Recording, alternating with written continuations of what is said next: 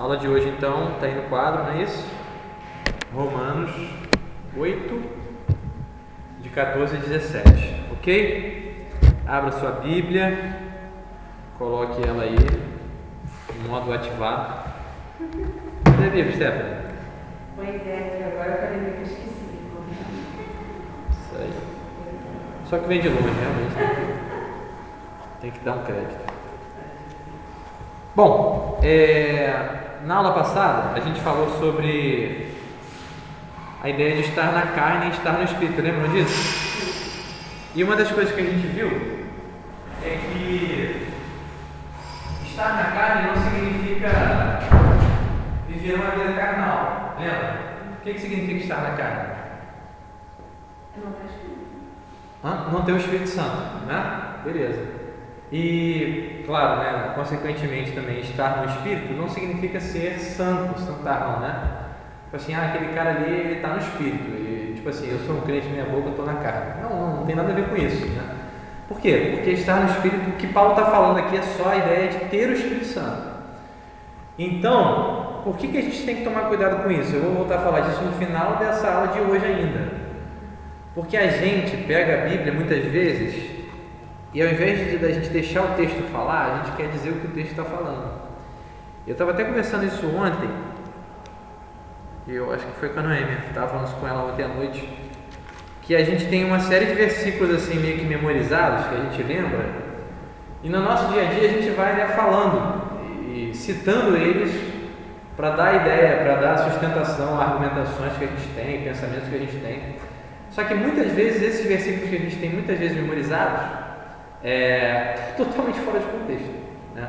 E a gente usa na maior naturalidade. Por quê? Porque a gente não parou para ouvir o que o texto bíblico diz. A gente pincelou lá, né, e saiu falando versículos e acaba gerando uma coisa que na verdade não é verdade.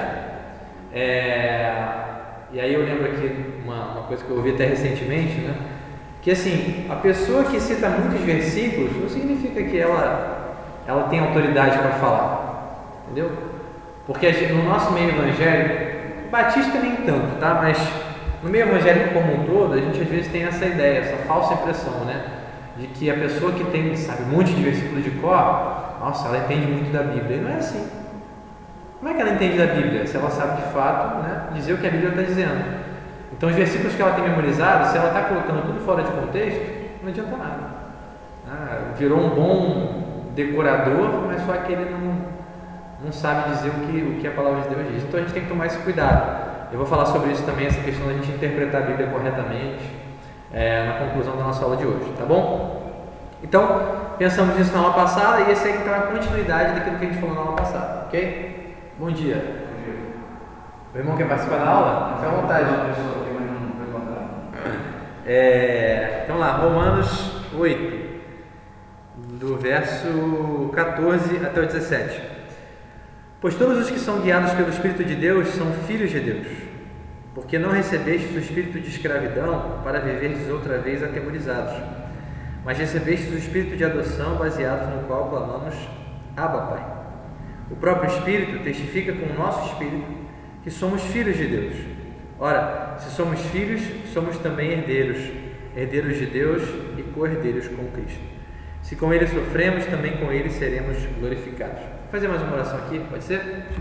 Senhor, obrigado por essa manhã, mais uma vez, tudo que a Mariana orou aqui. Coloco também a vida da Stephanie nas suas mãos, a vida do Flávio, Deus, a minha vida, as nossas famílias, agradecendo ao Senhor. E oro, Deus, pedindo que o Seu Espírito Santo nos ilumine, nos dê, Senhor, entendimento da Tua Palavra e que o Senhor possa aplicar ela, Senhor, aos nossos corações e à nossa vida prática, para que a gente seja transformado, Deus, para a glória do Teu nome. Usa a minha vida também para que eu seja um facilitador aqui, em nome de Jesus. Amém. Então, beleza. Primeiro versículo aí, vamos lá. Versículo 14, né? Ele vai ser uma continuação do que a gente viu na aula anterior. Por que ele é uma continuação?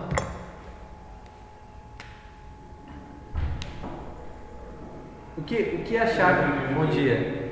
Qual é a chave para você ver aí que isso aí é uma continuação? Fala para mim.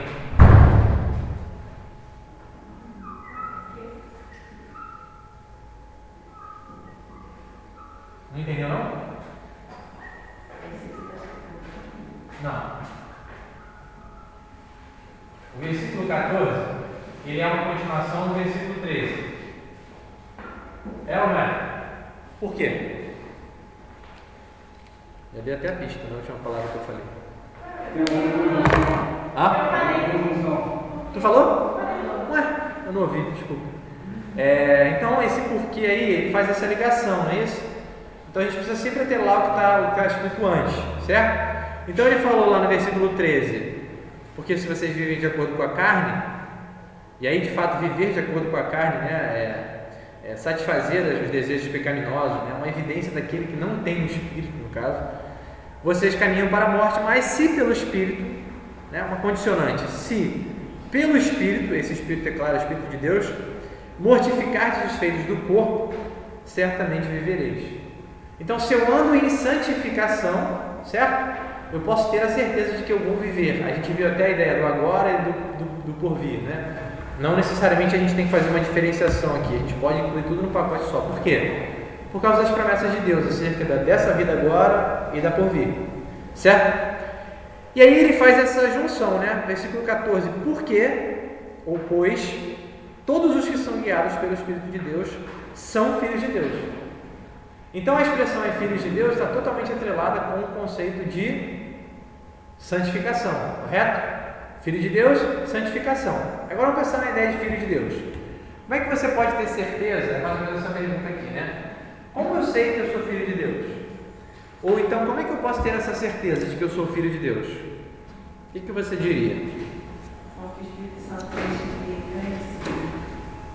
Tá, então explica isso de maneira prática, de maneira menos teológica. O Espírito Santo nos dá a certeza de que ele é a prova de que nós somos filhos dele. Como?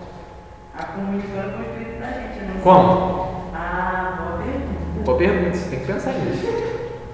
Como é que eu, crente do século XXI, na minha experiência com Deus, posso saber que sou filho de Deus? Você precisa ter essa certeza, essa convicção baseada em alguns fatores. Você já parou para pensar nisso? Quais são esses fatores que levam você a ter certeza de que você é filho de Deus? E não um bastardo, como diz Hebreus. Hebreus usa esse termo. Eu acho que em situações práticas, tentando deixar de forma prática que a Stephanie colocou dizer, né? Seriam situações que nós, por exemplo, na vida, né, no cotidiano, dia a dia, a gente deveria reagir de uma forma como a Escritura nos instrui para reagir. Por exemplo, um dos frutos do Espírito, a temperança. A gente vai lá e botar o estudo do Espírito, é exagerado, não sabe se conter, né? E aí rapidamente, peraí, a gente vai para a Escritura, peraí.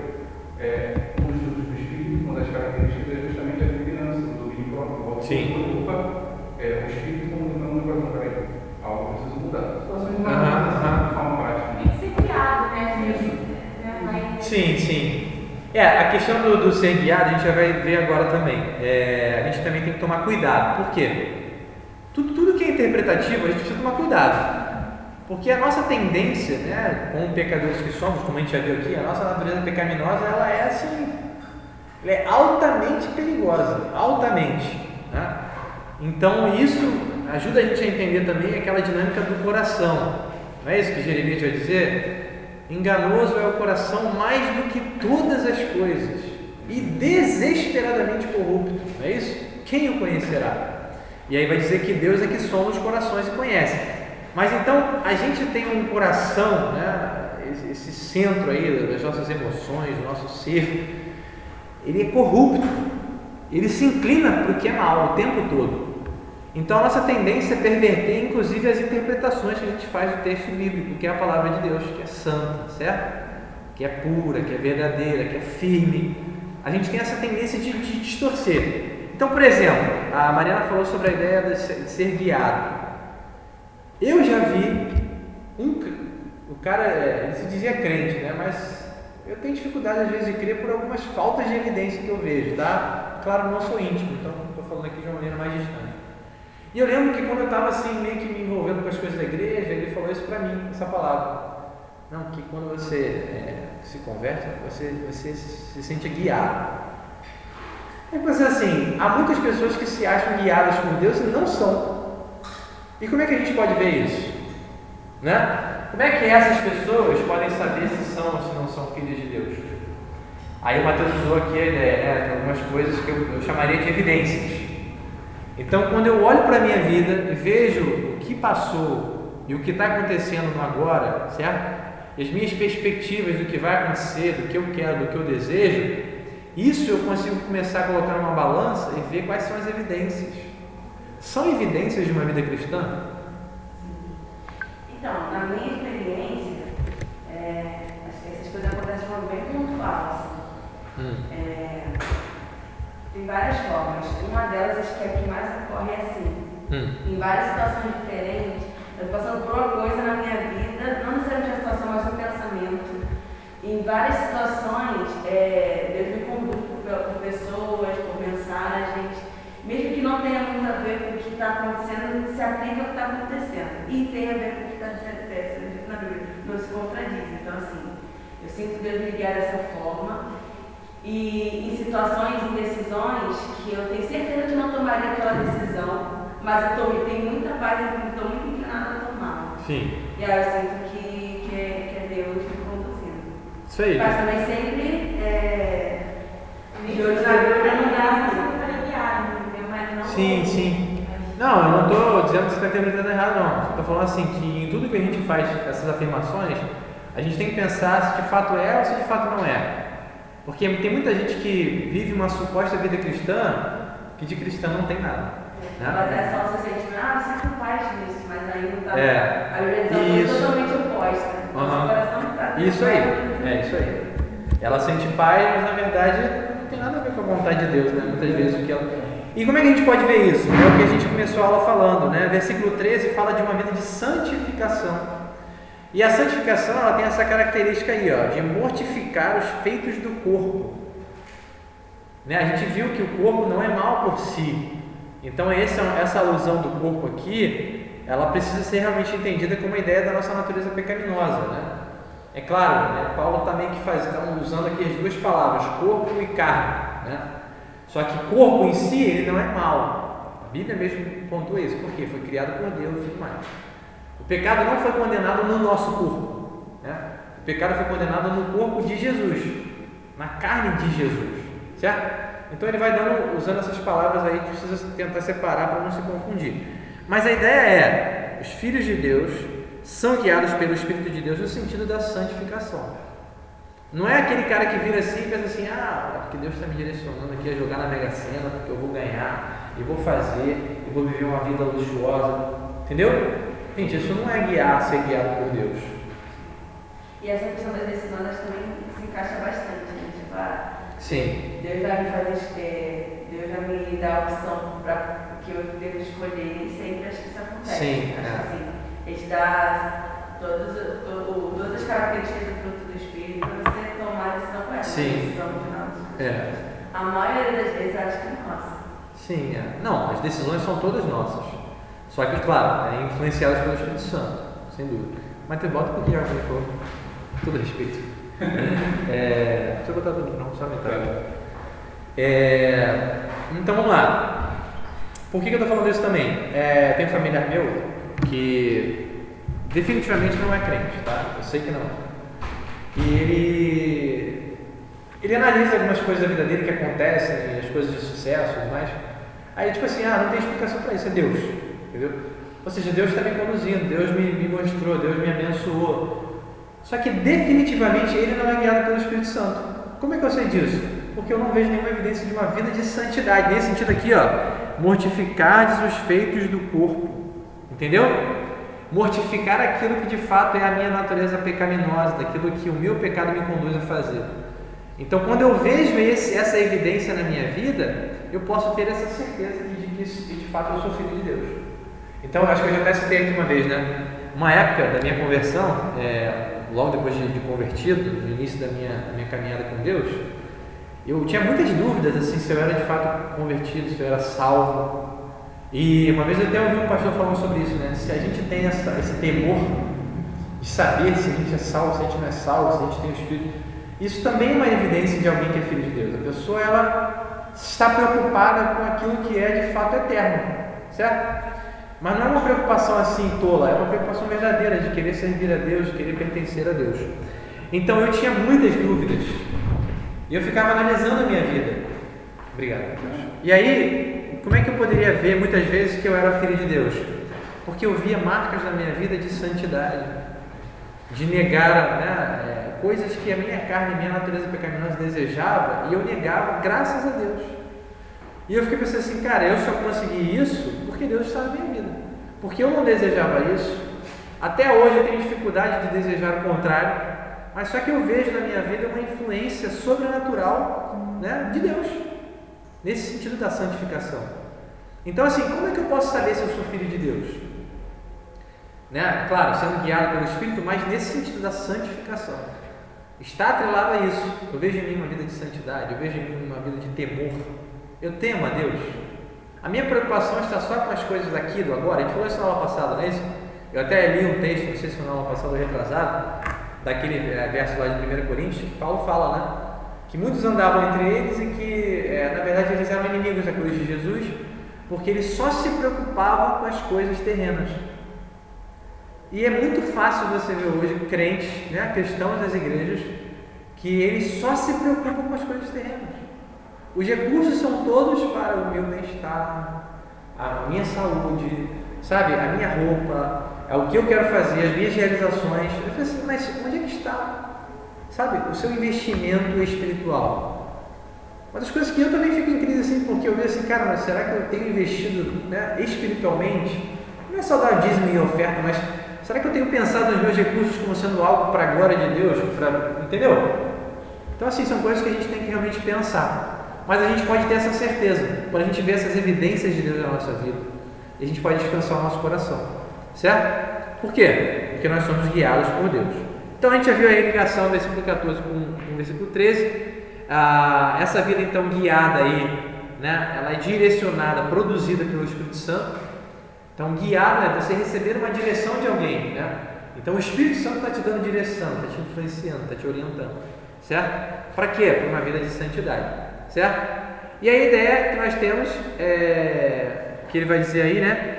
Pois todos os que são guiados pelo Espírito de Deus são filhos de Deus, mas nem todos são filhos de Deus. Correto?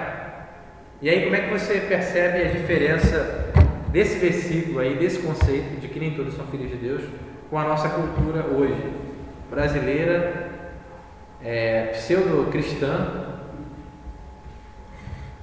meio católica, meio evangélica, meio nada demais. Como é que você percebe o contraste? Em quê? Hã? Sim, mas por exemplo... Não, eu digo assim, questão de todos serem filhos de Deus. Tipo assim, como é que eu vejo que hoje a nossa cultura ela não entende isso? Porque a galera se denomina filho de Deus e não mostra que é. Mas assim, eu tenho muita dificuldade com isso, porque eu vejo muita gente assim, que eu seguia, que eu admirava, que eu era edificada, aí que comete uma assim, cara, como é que pode? Não necessariamente uma coisa, sei lá, trair alguém, não. Sim. Tipo, fala algo que não tem nada a ver com o que a palavra de Deus fala. E tipo, a partir daí começa a mostrar tipo, um monte de besteira. Assim. E a gente ficava fazendo um desserviço. Meu Deus, essa pessoa é crente, Deus. Será que ela é filha de Deus? Eu não faço a mínima ideia. Aí nessas situações eu não realmente. Como é que pode, né? Edificar, né? Pela pessoa que você já, né? Mostrou uma. Eu acho também que essa questão que a gente está observando na nossa cultura é aquela ideia de uma espécie de comunismo, né? As pessoas interpretam assim, todos são filhos de Deus. A ideia de que todos os caminhos levam a Deus, filhos de Deus também, né? Está tudo bem, sem problema, né? E assim, esse contraste que pode observar, sobre o que vocês falaram, né? Sobre o temor, o Senhor, a santidade.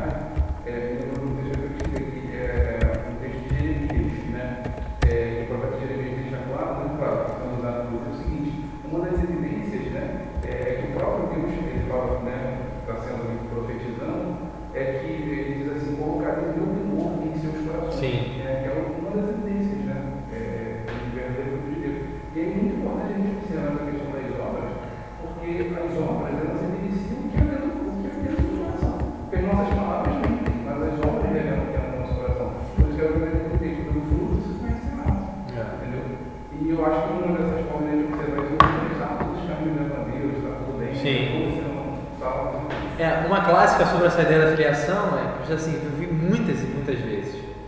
É tipo assim, eu também sou filho de Deus, né? No sentido de que eu mereço coisas boas porque eu também sou filho de Deus. Você olha pra pessoa assim, cara, a pessoa está falando isso contigo, ela está fumando aqui, ela está falando palavrão de caralho, tudo esculachado. Tipo assim, eu preciso de desafogamento apenas já porque eu também sou filho de Deus. Então assim, a nossa cultura, né, ela isso, banalizou, confundiu totalmente assim, a ideia. Como se só porque somos criaturas de Deus somos filhos. Não é verdade isso. Deus é amor, Pai. Deus é amor. Essa aí. Deus é amor.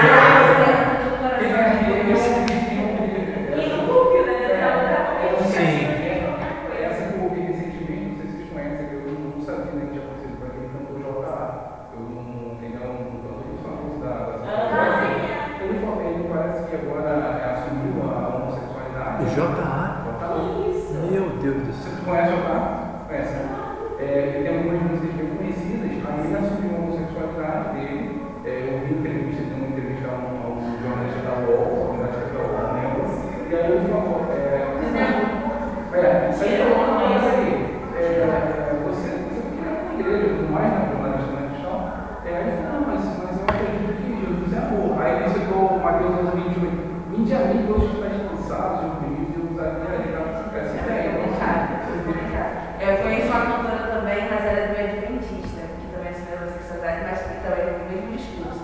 E ainda traz aquela questão, poxa, por que pessoas heterossexuais merecem ser felizes e os gays não merecem ser felizes? Já desconfiaram, mas aí depois eu fiz uma entrevista aí. Complicado. Você percebe aquilo que eu falei no início da aula, a questão da interpretação? Só que assim, eu acho complicadíssimo, porque assim, tem gente que chega e fala, somos todos filhos de Deus, então não cair nessa. Mas tem gente que é muito sutil em falar essas verdades, disfarçadas em várias outras faces, assim, traz muitas questões sociais, filosóficas, com a Bíblia, e fala muitas verdades, mas junto das verdades fala simples verdade. E acho que é nessas horas que pessoas como ele e outras pessoas por aí chegam a essas decisões e declarações. Porque eles acabam colocando o pressuposto básico, eles colocam o humanismo, né? Como não, homem é bom. Isso aí, exatamente. O humano diz exatamente o contrário. É aquele pressuposto do Rousseau, né? Que a gente viu no início da. Mas que eu vi as bocas erradas do mundo e justificou com tudo versículo Isso. da Bíblia. Ai, Deus é amor, É isso aí. Jogou assim. O Rocha, né? Uma das verdades mais terríveis da Bíblia, né? Deus é bom, nós não somos. Esse é o problema. Pois é. Então, assim, a gente tem que realmente tomar cuidado com essa ideia da interpretação. Então, nem todos são filhos de Deus. Como é que a gente sabe disso? Porque todos os que são guiados por Deus, esses são filhos. E aí tem um gancho lá daquele versículo de João 1,12, né? E a todos quantos o receberam, não é isso? Deu-lhes o poder de serem feitos filhos de Deus, a saber, os que creem no seu nome. Então, filho de Deus é só aquele que crê em Jesus. E o crer em Jesus não é simplesmente uma coisa intelectual, é uma coisa totalmente prática. E ela é evidenciada nisso, né? Numa vida de arrependimento, de santificação. Então, filho de Deus, só aquele que se converte a Jesus verdadeiramente. E aí você tem esses casos, né? Por exemplo, eu lembro desse menino aí, começou cedo, né? Cantando cedo. Ministrando na vida das pessoas. Cara, eu tenho uma grande dificuldade de criança ministrar. Por quê? Ainda que criança seja usada por Deus, ela não tem maturidade. Entendeu? Ela não passou por várias coisas que adultos estão passando. Então, assim, é claro que Deus pode usar numa situação ou outra e tal, mas só que é apesar da criança, entendeu? Não é tipo assim, tá vendo que criança espirituosa, tal, ela tem, né, autoridade para falar, gente, criança, entendeu? Eu lembro desse menino ministrando, no louvor e tal. Aí você vê, passou um tempo, qual é a autoridade que ele tem? Eu acho que isso é assistência, né? Criança que inocente, é pura ainda, não tem essa... É um pressuposto. O pressuposto é errado. É porque criança não é pura, criança é pecadora, o coração dela é tão enganoso quanto o dos adultos. E pior, ela tem muito pouco conhecimento. Né? Ela não analisou as coisas, ela não analisou a palavra de Deus para poder falar. Então assim, cara, você vai dar realmente assim, uma oportunidade para a criança ministrar. Entendeu a ideia? Então tem essa corrente, né, meio mística aí de que Deus usa quem Ele quer. É claro que Deus usa quem Ele quer, a gente não nega isso. Mas só que existem os padrões que a gente estabelece na Bíblia. Até a ideia, por exemplo, do presbítero, né, de quem vai falar, aquilo que Mateus fala da experiência dele na Assembleia, por exemplo, de que às vezes a pessoa está lá e recebe uma oportunidade. Gente, mas oportunidade para ensinar só é dada para quem tem autoridade para ensinar. Não adianta chegar qualquer um e falar, fala aí. Tudo que você está ministrando, você está ensinando, você está influenciando, você está, entendeu? E você está representando alguma coisa. Né? Imagina, o pastor Mano chega aqui e dá, fulano de tal, toma. Aí o cara começa a falar do homossexualismo, gente, né? Então, a gente tem que tomar muito cuidado. Versículo 15. Porque não recebestes, aí mais uma ligação, não é isso? Porque desde o 13 ele está falando por quê? Porque não recebestes o espírito de escravidão para viverdes outra vez atemorizados, mas recebestes o espírito de adoção baseado no qual clamamos Abba Pai. O interessante é que nós fomos libertados, lembra disso? Não é isso? A gente já viu a nossa transferência de um Senhor para o outro Senhor, lembra? Nós éramos escravos do pecado e agora nós somos escravos da justiça, escravos de Jesus, certo? Só que essa escravidão nova, que a gente não é livre nunca, né? Assim, livre nesse termo que a gente acha, né? Para fazer o que a gente quer. Até quando a gente faz o que a gente quer, a gente é escravo da gente mesmo. Então a gente é sempre escravo. Só que essa escravidão a Jesus, que é o Deus verdadeiro, né, o Senhor justo e bom, aí o Stott vai dizer que ela é a essência da liberdade. Aí lembra aquele negócio que a gente estava falando, a ideia do paradoxo? Como é que uma escravidão é a essência da liberdade? É uma loucura, né? Mas é um paradoxo, que as duas afirmações são verdade, que nós somos escravos livres. Do casamento, né? Você usou, né? O quê? Do casamento, o esposo, agora não lembro se é esposo. Isso, que a esposa morre. É isso, né? Nessa hora. Nessa lógica? Mais ou menos, tem a ver. Tudo um paradoxo, né? Uma coisa doida que é verdade. Então, nós somos livres, mas ainda escravos, certo? E a nossa escravidão a Jesus representa a nossa liberdade. Liberdade para obedecer a Deus, liberdade para fazer o que é bom. De fato, somos livres, né? E vivemos nessa liberdade agora do Senhor de Jesus. Nós somos livres do medo também. Ele vai dizer aí: vocês não receberam o espírito de escravidão. Interessante, né? Por quê? Esse espírito de escravidão, que é claro, representa a ideia do mundo, né? Ele gera temor. Por quê? Ele fala aí: para viverem outra vez atemorizados. Ou seja, há uma pressuposição de que antes de recebermos o Espírito Santo, havia um temor, né, ruim, negativo, presente em nós, certo? E aí você não tem muita clareza no que esse temor se refere, a respeito do que esse temor está falando. E aí eu lembro aqui, eu falo uma coisa interessante aqui, que eu aprendi com a minha esposa, na época que ela me discipulava. A noiva me conheceu 6 meses depois da conversão. Aí você imagina a crise dela, né? Criada na igreja, né? Pais crentes, fiéis, tementes a Deus. Aí vem um cara todo torto assim, né? Convertido, graças a Deus. Aí ela começou a me discipular. Na verdade, eu namorei com o pai dela 3 meses. Aí depois que ele deixou, eu passei a namorar ela depois de 3 meses. E aí, mas nesse meio termo ela me discipulava. A gente era da mesma faculdade, a gente lia a Bíblia junto. E ela me ensinou conceitos assim clássicos que ela tinha aprendido, que ficaram comigo até hoje. Um deles foi: a gente só pode perguntar para o texto o que o texto se propõe a responder. Olha que coisa interessante. A gente está pensando aqui na ideia do temor, né? Mas eu não posso perguntar assim: mas que temor? Temor de quê? Né? Atemorizado com o quê? É claro, eu posso pensar no que pode ser, mas será que o texto vai responder? Então eu não posso forçar isso para o texto, né? Eu posso cogitar, com base até em outras afirmações que a Bíblia fala. Mas é interessante isso, né? Você pode cogitar isso com base nas suas experiências? Sim, mas eu tenho que pesar de acordo com a luz do que tudo que a Bíblia diz. Às vezes as experiências elas são reais, elas são uma base de autoridade, só que é uma autoridade muito inferior ao que a Bíblia diz. Mas no caso como esse, por exemplo, você está lendo isso, você não precisa mais temer. Aí você lembra do que você temia antes de ter Isso. a Cristo. Mas tem situações que, se você se basear na sua experiência, também você pode tomar um caminho errado, sem dúvida. Mas a experiência ela é real. ela só pode às vezes ser digna, não ser fidedigna, vamos colocar assim, né? Ela pode não ser confiável, mas ela é real. Eu tive experiências. Agora, à luz da Bíblia, o que isso significou?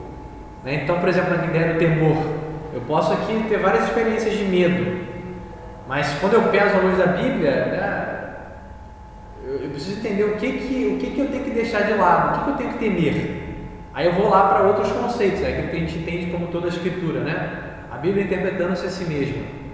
Então, vamos lá. Vocês devem temer, acho que Jesus está falando isso, né, nos Evangelhos. Temam antes aqueles, não temam aqueles que podem matar o corpo. É o que ele fala na sequência. Temam antes aquele que pode perecer no inferno, tanto o corpo quanto a alma. E está tratando do medo, certo? Ele fala assim, não tenho medo de homens, tenho medo de Deus. O medo de homens é negativo, ruim, mas o medo de Deus é positivo. Uma vez estava no seminário, estava tendo uma capela, né, que a gente tem 15 minutos de capela. Aí o reitor do seminário virou, ele fala assim, né, com a Bíblia na mão. Tudo assim, cordial, uma pessoa muito legal. Aí ele, irmãos, falando do temor, né? Por isso que a gente não tem que ter medo de Deus. A gente tem que ter medo de Deus. Ele falou assim, né? Porque a gente porque temor, porque a gente faz uma diferença entre temor e respeito. É claro que não tem a ver com esse medo idiota que a gente sente das pessoas, né? Mas não deixa de ser um medo. Né? E o medo tem isso, essa ideia da reverência, do respeito, né? de você, né? Antever a situação. Depende, né? Se eu sou guiado pelo temor de Deus. Temor, ele é um sinônimo de medo, né? Só que é uma coisa saudável. Eu temo a Deus. Eu me preocupo com o juízo de Deus, entendeu? Só que eu sei que diante do juízo de Deus eu vou ser, no sentido assim, eu vou ser poupado. Por quê? Porque o meu juízo recaiu sobre Jesus, certo? Então essa ideia do medo ela é uma coisa real. Só que ela não é mais uma coisa negativa como a gente vivia antes da conversão. Então eu não preciso mais, então, por exemplo, uma coisa prática para a gente pensar. A gente todo tempo é tentado a ter medo dos homens. Eu estava pensando nisso ontem. Se alguém quisesse me matar, o que eu ia falar para a pessoa? Você já pensou nisso? Já pensou nisso, Juliano? O cara vem com a arma apontada para sua cara, você vai falar o quê? Aí na minha cabeça eu estou lá pensando assim, né? Você pode me matar. Você só vai me matar se Deus deixar. O meu diálogo com um assaltante, com um bandido, entendeu? Aí depois eu cheguei em casa e fiquei pensando assim, caraca, será que eu teria coragem de falar isso? Acho que eu ia ficar quieto. Mas são coisas que eu acredito, entendeu? Por quê? Porque realmente assim, eu não preciso temer. Aí eu lembro até de uma experiência, tem um pastor do seminário lá, que aquele cara é muito doido, cara. Eu discordo de um monte de coisa dele, mas ele, cara, é muito doido. Uma vez ele foi assaltado lá no seminário, sequestrado. Pegaram acho que o carro dele, pegaram o carro dele lá, porque era perigosaço lá onde eu tenho o seminário. Quem quiser ir pro seminário, né, sabe que é. Aí botaram ele dentro do carro, acho que 4 caras dentro do carro e ele no meio. Aí o cara, não sei o que lá, ficou brincando que ia atirar nele, não sei o que lá. Aí acho que o cara ficou fazendo uma roleta russa, assim, sabe, mas sem bala, atirando, não sei o que. Aí toda ele tomava um susto. Esse cara que eu morri. Aí teve uma hora que ele entendeu que Deus estava guiando ele. Quer me matar? Me mata mesmo então, me mata. Mas eu sei que vou pro céu. E tu vai pra onde? Aí começou a pregar pro bandido. Cara, olha que experiência que ele teve. Aí começou a falar pro bandido. Eu sei, eu tenho certeza pra onde eu vou. E você vai pra onde? Você vai pra onde? Cara, ele falou que foi começando assim, a mudar o ambiente, dentro do carro. Aí os caras começaram a pegar as coisas dele, deixar ele, não sei o que lá. Aí pararam, deixaram ele, então, cara, pode ir, não sei o que, vai embora. Ele começou a tocar na ferida dos caras, e eles começaram a perceber, cara, esse cara é crente, e a gente está ferrado, a gente vai pro inferno. Que coisa, né? Esse cara, que coisa fantástica, né? Assim, ele diante daquela circunstância, ele não temeu. E aí você teve um estalo, né? Que ele parou de temer os homens e começou a temer a Deus. Então me mata. Eu estou morto bem, me mata. Mas eu sei onde eu vou. Cara, que coisa interessante. A gente tem que realmente ter essa coragem, né? Claro, ter a sabedoria do Espírito Santo, né? Mas é uma coisa que a gente precisa saber. E nós somos libertados do medo. E aí o Stott até apontou essa ideia da questão do juízo, né? Você tinha muito isso nas religiões antigas, né? De Deus como aquele punidor. Né? A divindade está sempre irada. De fato, Deus está irado com o homem, mas só que eles entenderam uma coisa certa e foram meio que maculando ela, né? Então, assim, nós fomos libertados desse medo, né? A gente pode agora se relacionar também com Deus. E eu acho que isso a gente pode, né, daquela maneira de cogitar, né, o que seria esse medo também, aplicar em várias áreas da nossa vida, né? Por que eu posso temer a Deus e não preciso temer as circunstâncias? E, gente, uma coisa que eu falei aqui, há um tempo atrás, né? A Bíblia, ela não é um livro religioso, tão somente. Ela é um livro prático. Assim, a Bíblia tem total a ver com as nossas emoções. Entendeu? Tudo. Eu preciso pegar ela e entender que ela é um manual de vida prática. Porque tem gente que fala assim, não, a Bíblia eu uso para a minha parte espiritual, né? Aí eu vou usar outros conceitos para a minha parte emocional, para a minha parte de saúde, mas calma aí. A Bíblia não é a nossa regra de fé e prática? Tudo que eu tenho que crer e praticar não está na Bíblia? É claro que eu não tenho lá, para você fazer o trabalho da farmácia, você pega lá a chave de fenda. É claro que não é uma coisa assim específica, mas muitas vezes são princípios gerais que norteiam qualquer atividade específica, certo? Então assim, a gente tem que entender isso, ela é aplicável totalmente à nossa vida. Então, parece que esse temor, né, do qual nós fomos libertados, tem a ver justamente com esse juízo de um Deus vingador. Só que nós fomos libertados, agora nós somos livres. E a gente tem agora a semelhança do que Jesus fez, né? Então Jesus nos ensina, ele fez o quê? Ele clamou, não foi? Abba, Pai. Isso tudo te é possível, tudo mais. E ele usou essa expressão. Aí eu, claro, né, aprendi com o John Stott aqui. E Jesus fez uma junção de dois termos. Abba, Pai, claro, né? Abba parece que era um termo aramaico. E pai, que está lá, era um pater, né? Da onde vem paterno, que era um termo grego. Então Jesus usou isso.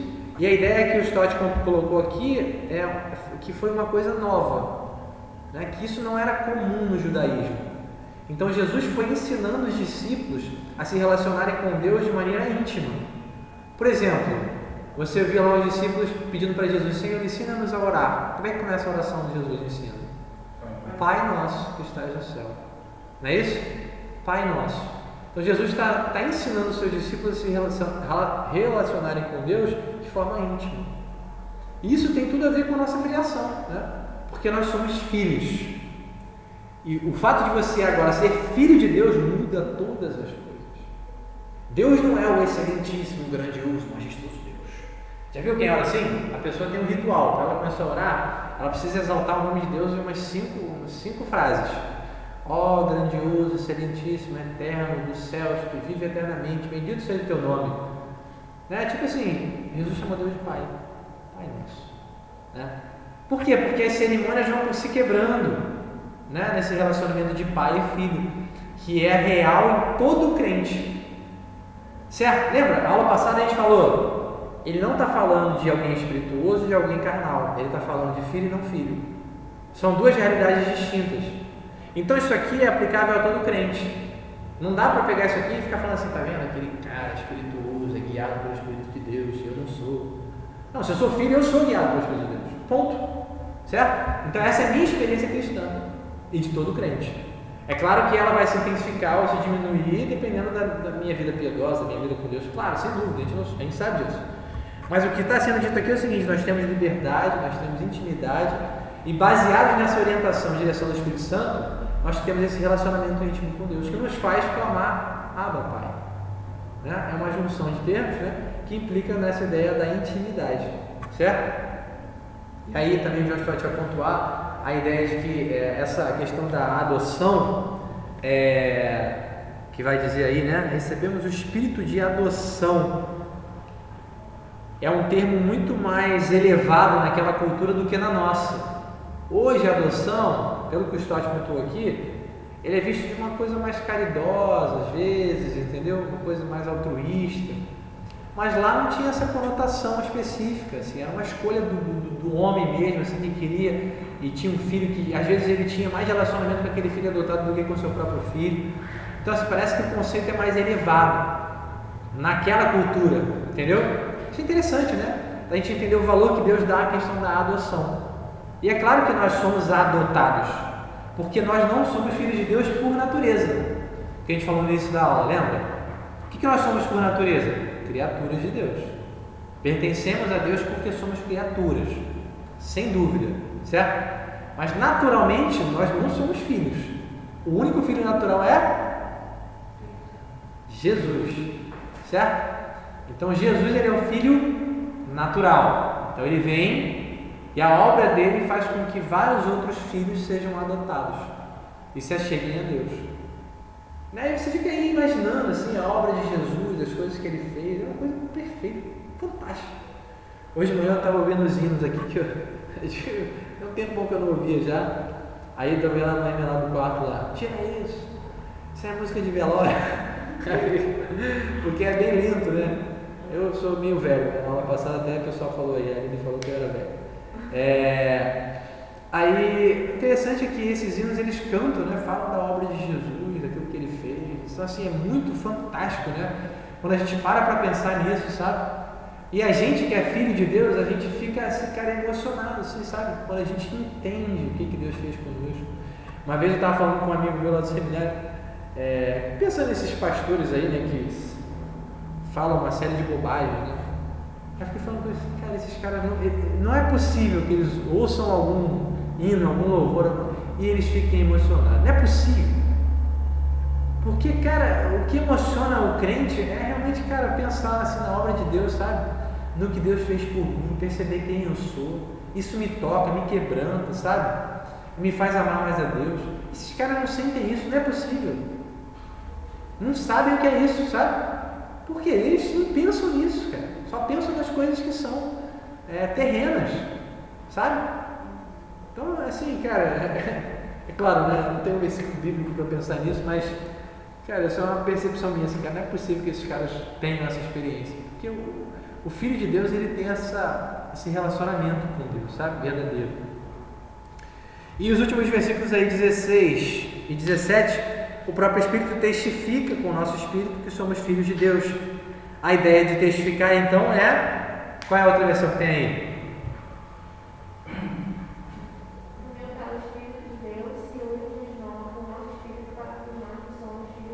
Muito bom. Se une com o nosso Espírito para afirmar que somos filhos de Deus.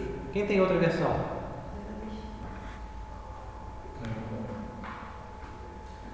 Então a ideia aí, o Stott foi pontuando aqui algumas coisas e ele falou essa ideia estranha, né? Tipo assim, o meu espírito, o Espírito de Deus fica lado a lado com o meu e dá uma afirmação, né? Mas também pode ser entendido como o Espírito fala ao meu espírito de que eu sou filho de Deus. Eu acho mais fácil, mais compreensível isso. É estranho pensar que os dois espíritos estão ali e os dois, como se os dois estivessem falando juntos. É mais fácil entender, ao que parece, né, até com relação ao contexto e com a experiência, de que de fato o Espírito de Deus fala ao meu espírito, né? Aí no caso com não seria de junto, mas ao, né? Ou uma outra possibilidade para a tradução dessa palavra testificar também seria confirmar. Aí entra aquela passagem da guerra do Espírito, sobre quem você vai dar mais ouvidos, diante de quem você alimenta mais? Sim, não é exatamente o contexto, mas tem a ver, né? Por quê? Porque ele está falando aqui, ele falou no 13 de mortificar os feitos do corpo e ser guiado pelo Espírito. Então há um contraste entre carne e espírito aqui no capítulo 8, que não tem no capítulo 7, como a gente viu. Eu sempre pensei isso como se fosse, do meu ponto de vista, você aguçar os seus ouvidos. O meu trabalho sempre tem que trabalhar isso. Eu sei de uma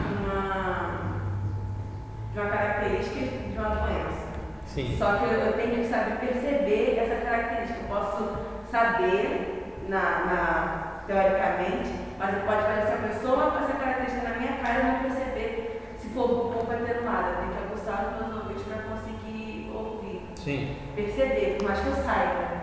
Então, eu sempre pensei nessa questão assim, do Espírito, seu Espírito Santo, dessa forma. Assim, é uma questão de você aguçar, você pode passar o Espírito pode passar despercebido em algumas situações da sua vida se você não está gostando. Sem dúvida. Claro. É por isso que, agora me deu branco aqui do texto, que acho que é Paulo que vai dizer, né? Enchei-vos do Espírito. Sabe esse versículo de cabeça? Efésios 5:18. Não vos embriagueis com vinho. Bom professor, né, cara? Insistente.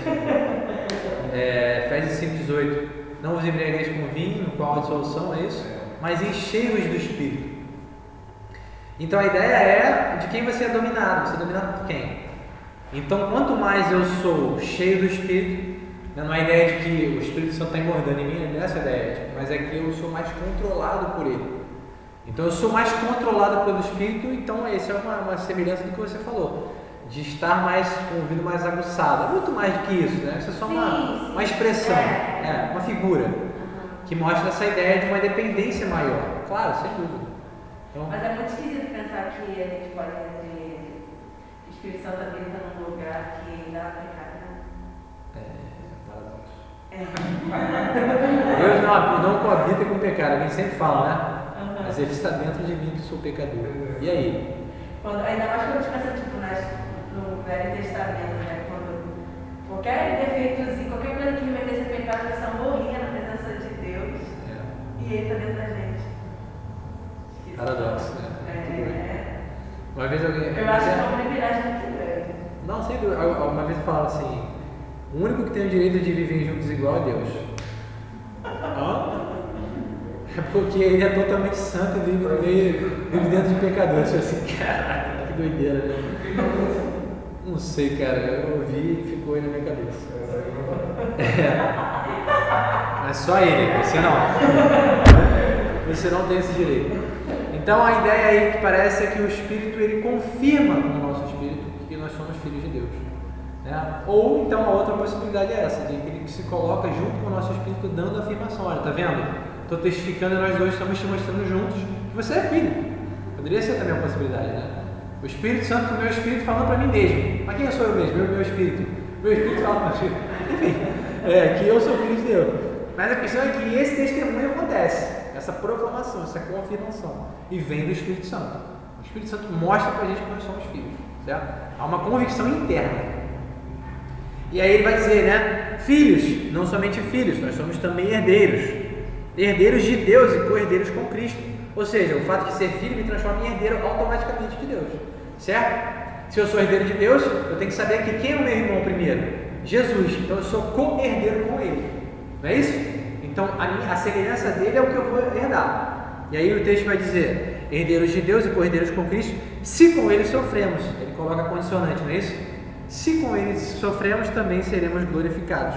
Ou seja, eu não preciso sofrer para ser salvo. É o que a gente sempre vê, né? Mas é uma evidência da vida cristã o sofrimento. Se você puder, veja lá no YouTube, John Piper, sofrimento. Vai lá, tem uma pregação de John Piper sobre o sofrimento. É muito bom. Acho que o nome da pregação é Você Irá Sofrer. Muito bom, muito bom, muito bom. Veja, tá? Veja muitas coisas do John Piper também, porque é muito bom mesmo. Você vai aprender muito. Cara que ama a Deus, que assim, uma bênção esse cara. Então ele vai falar isso, né? Que a vida cristã é marcada por sofrimento. E esses sofrimentos têm a ver com o que Jesus sofreu. Por quê? Fala. Eu penso muito nisso, na situação que o Matheus trouxe do JA, porque muita gente fala sobre o fim do sofrimento quando você aceita Jesus. E de fato, é o fim do sofrimento no sentido de condenação do pecado, mas isso não... Não, o fim da condenação não é fim do sofrimento, né? Não, mas do medo de morrer eternamente. Sim. Esse causa um sofrimento. Mas a galera acha que sim, você não deve sofrer. Você não deve conviver com algo que te faça mal por causa de Jesus, sabe? Não aceitar outro lugar, né? Exatamente. É o slogan da Universal, né? Pare de sofrer, né? Exatamente. E eu fico pensando muito nisso, porque de fato, mas assim, eu sempre pensei nessa questão, o sofrimento faz parte. Só que eu não imaginava que eu tinha que ter satisfação em Deus também para que eu consiga lidar com o sofrimento. Porque só sofrer também. Não, lógico. Deus é claro que Deus tem sofrimentos que realmente. Assim, tudo Deus usa para nos aperfeiçoar, sem dúvida a gente tem que saber disso. Sim. Mas realmente tem sofrimento desnecessário, né? Assim, eu vou ficar me martirizando. Não é isso que Deus quer. Deus não quer esse tipo de sofrimento para mim. É claro, Deus quer que eu seja como Jesus. Né? Sofra o mal quando eu pratico o bem. Essa é difícil, hein? Sofra o mal quando eu pratico o bem, é o que Jesus fez. Eu fazia o bem e recebia o mal. Normalmente, quando eu estou passando por uma dificuldade, alguma coisa, eu peço a Deus paz, assim, né? Sim. Mesmo passando dificuldade, eu sempre peço para não reclamar, não ficar, sabe, isso, entendeu? Com sofrimento, ficar, me aceitando, entendeu? Eu peço a Deus Pai para eu conseguir passar com tranquilidade, sabe? Não ficar me preocupando, me martirizando com isso. Sim. Entende? Então, eu acho muito bom a gente ter paz no meio da guerra, né? Sim. E é acessível, né, ao crente. Sim, É você viver o meio, realmente o meio ao caos. né? E saber que você pode ter alegria, mesmo tá tudo desabando. Esse cara gosta do sofrimento, muitas vezes o sofrimento para quebrar isso no nosso coração, né? Uma coisa que você chama na Assembleia, uma coisa que eu experiência lá, que assim, falou da universidade com uma perspectiva mais neopentecostal, mas dentro do pentecostalismo em si, neopentecostalismo, assim, eles valorizam muito a ideia do seguinte: se você está sofrendo, é porque você está na vida, você está orando, na verdade, a Bíblia diz exatamente outra coisa, irmão. Joga um dependente a Deus, desviava-se do mal e nem por isso foi poupado por Deus e viveu o que ele viveu. Entendeu? Então, assim, Deus ele tem sempre os seus propósitos no sofrimento. Sim. E é bem que ele pensa no versículo que fala assim, eu não lembro, se você vai falar, você vai passar por uma vida de sofrimento, igual a Jesus. Então, um negócio assim. Sim, acho que é Filipenses 2, né? Tem de vós o mesmo sentimento que eu também em Cristo Jesus, que ele existe de forma de Deus, ele se humilhou até a morte de cruz e tal. Então vai falar realmente sobre a ideia do sofrimento como semelhança da vida de Jesus. Então a ideia é essa, né? Que a esperança da glória ela está presente naqueles que sofrem assim, né? Como Jesus. Então a gente tem que encarar o sofrimento realmente com uma nova perspectiva, tem sempre que renovar a mente, né? Pensar que nós podemos ter coragem, né, vinda do Espírito Santo para enfrentar justamente os nossos temores e tudo mais. Mas a ideia, né, eu termino aqui falando sobre a ideia de que uma vez filho, sempre filho. Nós somos filhos de Deus e isso gera tranquilidade no nosso coração. Eita, varão, valoroso!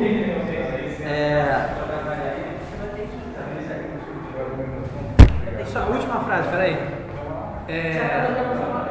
Irmão, hora de conversa depois. Muito obrigado. Fica aqui para escutar a última frase. Então a ideia é que a gente tem que pensar o seguinte: uma vez filho, sempre filho, certo? E a gente precisa tomar cuidado na forma da gente interpretar a palavra de Deus, aquilo que a gente pensa, né?